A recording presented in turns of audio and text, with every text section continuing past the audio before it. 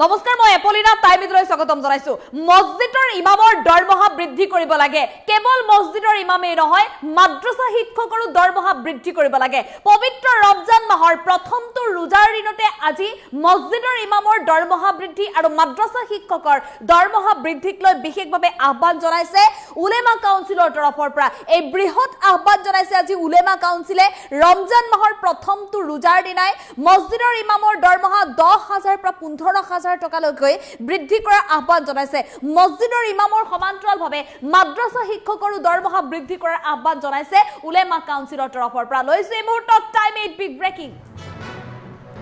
ৰমজান মাহৰ প্ৰথম ৰোজাৰ দিনাই উলেমা কাউন্সিলৰ বৃহৎ আহ্বান উলেমা কাউন্সিলে এই আহ্বান জনাইছে মছজিদৰ ইমামৰ দৰমহা 10,000 পৰা 15,000 টকালৈকে বৃদ্ধি কৰিব লাগে মাদ্ৰাসা শিক্ষকৰ দৰমহা 15,000 টকাৰ পৰা 20,000 টকালৈকে বৃদ্ধি কৰিব লাগে মাদ্ৰাসা শিক্ষকসকলে যথেষ্ট শিক্ষাৰ্থীসকলৰ বাবে ত্যাগ কৰি আহিছে গতিকে তেওঁলোকৰ দৰমহা বৃদ্ধি কৰিব লাগে প্ৰতিখন জামে মছজিদৰ ইমামৰ হাদিয়া ন্যূনতম 15,000 কৰিব লাগে মুআজ্জিবনৰ 10,000 টকা আৰু পাঞ্জেগানা মছজিদৰ যিসকল ইমাম আছে তেওঁলোকৰ হাদিয়া 10,000 টকা কৰিব লাগে আৰু মুআজ্জিবনৰ 8,000 টকালৈকে বৃদ্ধি কৰাৰ আহ্বান জনাইছে উলেমা কাউন্সিলৰ তৰফৰ পৰা আজি পবিত্ৰ ৰমজান মাহৰ প্ৰথমটো দিন আৰু পবিত্ৰ ৰমজান মাহৰ প্ৰথমটো দিনতে ৰোজা ৰখাৰ পিছতে এই আহ্বান জনাইছে সংবাদ মেল যোগে উলেমা কাউন্সিলৰ তৰফৰ পৰা পবিত্ৰ ৰমজান মাহৰ প্ৰথমটো ৰোজাৰ দিনতে আজি উলেমা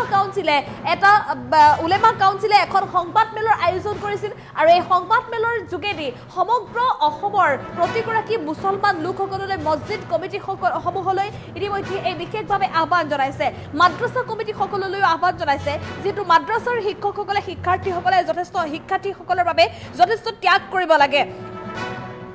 শিক্ষক হিচাপে অন্যান্য শিক্ষকসকলৰ যি মজুৰি থাকে বা শিক্ষকসকলে যিদৰে দৰমহা লাভ কৰি আহিছে তেওঁলোকৰ বিভিন্ন ধৰণৰ সা সুবিধা আছে কিন্তু মাদ্ৰাসা শিক্ষকসকলে তেনে ধৰণৰ কোনো সা সুবিধা পাবলৈ সক্ষম হোৱা নাই গতিকে মাদ্ৰাসা শিক্ষকসকলৰ বাবে সকলোৱে ভাবিব লাগিব প্ৰতিগৰাকী মুছলমান লোক একত্ৰিত হ'ব লাগিব আৰু পবিত্ৰ ৰমজান মাহৰ ৰোজাৰ প্ৰথমটো দিনটোতে আজি সংবাদ মেল আয়োজন কৰিছিল উলেমা কাউন্সিলৰ তৰফৰ পৰা আৰু তাৰ পিছতে এই বৃহৎ সিদ্ধান্ত গ্ৰহণ কৰিছে আৰু বিশেষভাৱে আহ্বান জনাইছে প্ৰতিগৰাকী মুছলমান লোকলৈ দিছপুৰ প্ৰেছ ক্লাবতে এই বিশেষ আয়োজন চলিছিল সংবাদ মেলত এই আহ্বান জনাইছে যে মছজিদৰ যিসকল ইমাম আছে মছজিদৰ ইমামসকলৰ দৰমহা শীঘ্ৰে বৃদ্ধি কৰিব লাগে মছজিদৰ ইমামসকলে যেহেতু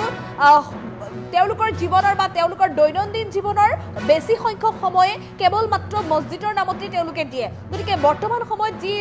দেখিবলৈ পোৱা গৈছে সামগ্ৰীৰ জুই চাই মূল্য বৃদ্ধি গতিকে এনে পৰিস্থিতিত মছজিদৰ ইমামসকলে যথেষ্ট সমস্যাৰ সন্মুখীন হ'বলগীয়া হয় আৰ্থিক বাধাৰ সন্মুখীন হ'ব লগা হয় গতিকে এনে অৱস্থাত প্ৰতিগৰাকী মুছলমান লোক যাতে একত্ৰিত হৈ মছজিদৰ ইমামৰ দৰমহা বৃদ্ধিৰ ব্যৱস্থা কৰে তাৰ বাবে এই বিশেষ আহ্বান জনাইছে উলেমা কাউন্সিলৰ তৰফৰ পৰা আজিৰ দিনটোত পবিত্ৰ ৰমজান মাহৰ প্ৰথমটো ৰোজাৰ দিনাই উলেমা কাউন্সিলে এই আহ্বান জনাইছে যে মছজিদৰ ইমামৰ দৰমহা 10,000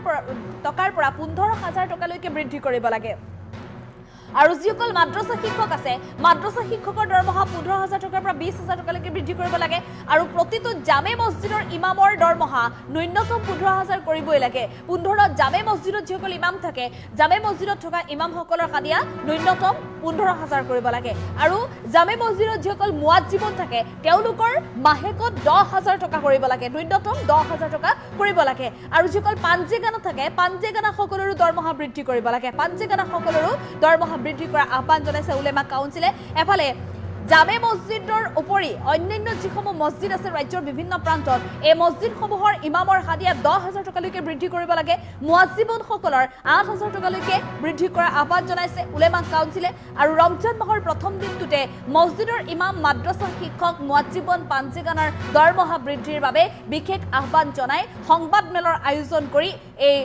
দাবী উত্থাপন কৰা পৰিলক্ষিত হৈছে আৰু আমি পুনে এই মুহূৰ্তত উলেমা কাউন্সিলৰ সেই বিশেষ সংবাদ মেল আগবঢ়াবলৈ চেষ্টা কৰিছোঁ যে জামে মছজিদৰ ন্যূনতম দৰমহা আপোনালোকে 15,000 কৰিবৰ কাৰণে আমি অনুৰোধ জনাইছোঁ আৰু সানি ইমামৰ কাৰণে অৰ্থাৎ যিজন মেইন ইমাম থাকে মেইন ইমামৰ দ্বিতীয় আৰু এজন ইমাম থাকে তাক সানি ইমাম বুলি কোৱা হয় এই দ্বিতীয় ইমামজনৰ কাৰণে 12,000 টকা আৰু মুআজ্জিন সাহেবৰ কাৰণে 10,000 টকা অসমৰ ৰাইজৰ ওচৰতে আমি আবেদন কৰিছোঁ যে আপোনালোকে এই ধৰণে ইমামসকলৰ দৰমহা বঢ়াব লাগে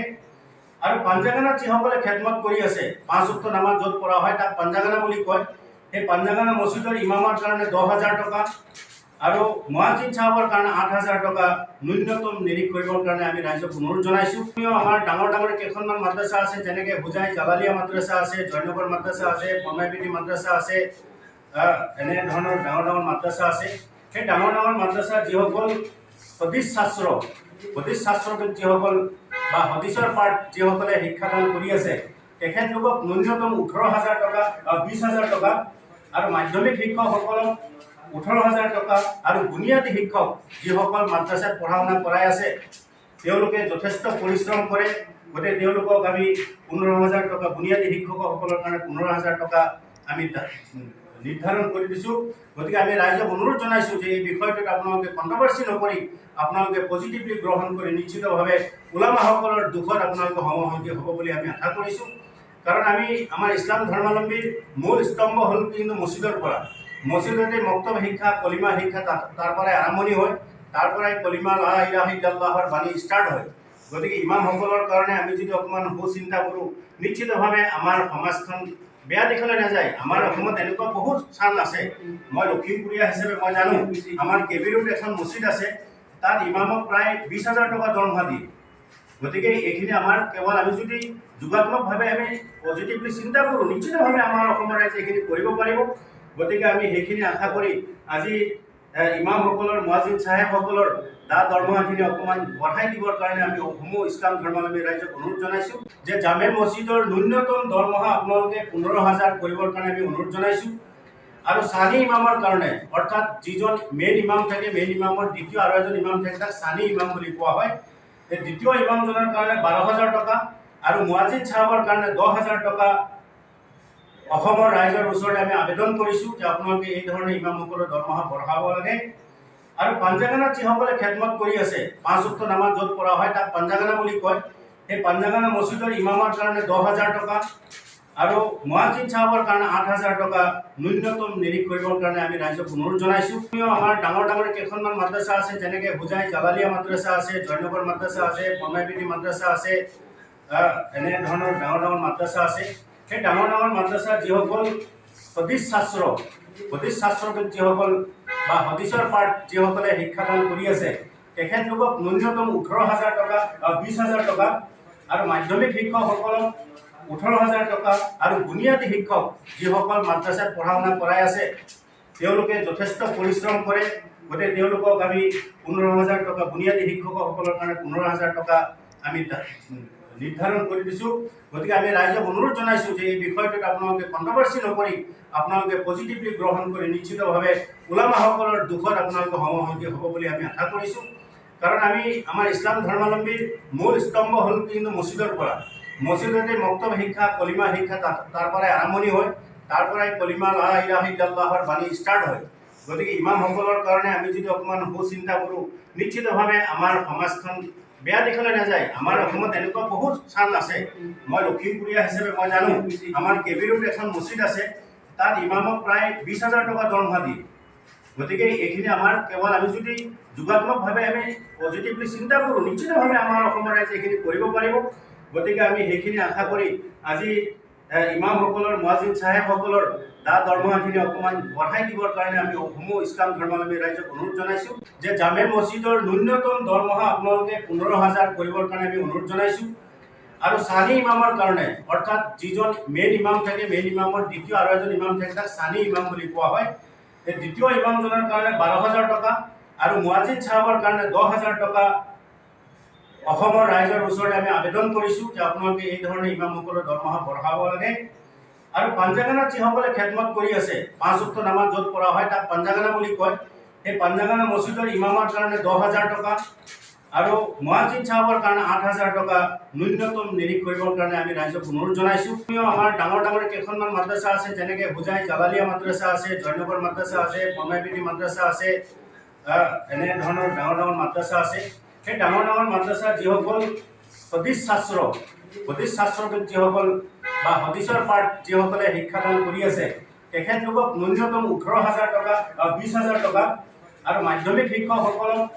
18,000 টকা আৰু বুনিয়াদী শিক্ষক যিসকল মাদ্ৰাছাত পঢ়া শুনা কৰাই আছে, তেওঁলোকে যথেষ্ট পৰিশ্ৰম কৰে। গতিকে তেওঁলোকক আমি 15,000 টকা, বুনিয়াদী শিক্ষকসকলৰ কাৰণে 15,000 টকা আমি নিৰ্ধাৰণ কৰি দিছোঁ। গতিকে আমি ৰাইজক অনুৰোধ জনাইছোঁ যে এই বিষয়টোত আপোনালোকে কণ্ট্ৰভাৰ্চি নকৰি আপোনালোকে পজিটিভলি গ্ৰহণ কৰি নিশ্চিতভাৱে ওলামাসকলৰ দুখত আপোনালোকে সমসংখ্যক হ'ব বুলি আমি আশা কৰিছোঁ। কাৰণ আমি আমাৰ ইছলাম ধৰ্মাৱলম্বীৰ মূল স্তম্ভ হ'ল কিন্তু মছজিদৰ পৰা। মছজিদতে মক্তব শিক্ষা, কলিমা শিক্ষা তাৰ পৰাই আৰম্ভণি হয়, তাৰ পৰাই কলিমা লা ইলাহা ইল্লাল্লাহৰ বাণী ষ্টাৰ্ট হয়। গতিকে ইমামসকলৰ কাৰণে আমি যদি অকণমান সুচিন্তা কৰোঁ, নিশ্চিতভাৱে আমাৰ সমাজখন বেয়া দিশলৈ নাযায়। আমাৰ অসমত এনেকুৱা বহুত স্থান আছে, মই লখিমপুৰীয়া হিচাপে মই জানো আমাৰ কেবিৰোত এখন মছজিদ আছে, তাত ইমামক প্ৰায় 20,000 টকা দৰমহা দিয়ে। গতিকে এইখিনি আমাৰ কেৱল আমি যদি যোগাত্মকভাৱে আমি পজিটিভলি চিন্তা কৰোঁ, নিশ্চিতভাৱে আমাৰ অসমৰ ৰাইজে এইখিনি কৰিব পাৰিব। গতিকে আমি সেইখিনি আশা কৰি আজি ইমামসকলৰ, মুৱাজ্জিন চাহেবসকলৰ দৰমহাখিনি অকণমান বঢ়াই দিবৰ কাৰণে আমি সমূহ ইছলাম ধৰ্মাৱলম্বী ৰাইজক অনুৰোধ জনাইছোঁ।